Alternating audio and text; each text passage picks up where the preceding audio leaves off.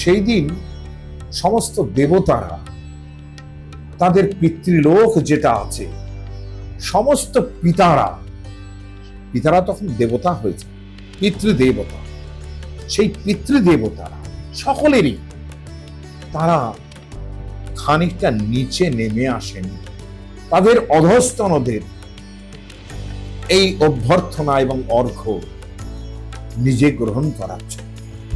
ফলে সেইখানে দাঁড়িয়ে আমরা কিন্তু যে তর্পণটা করি, এবং আমি মনে করি যে দেখো, মহালয়া পিতৃতর্পণের কথা শুনলেই খানিকটা যেন মৃত্যুর গন্ধ চলে আসে, কিন্তু না, মৃত্যু কিন্তু সবসময় যে খুব খারাপ তা বলার কোনো কারণ নেই। মৃত্যুই কিন্তু মানুষকে বাঁচিয়ে রাখে।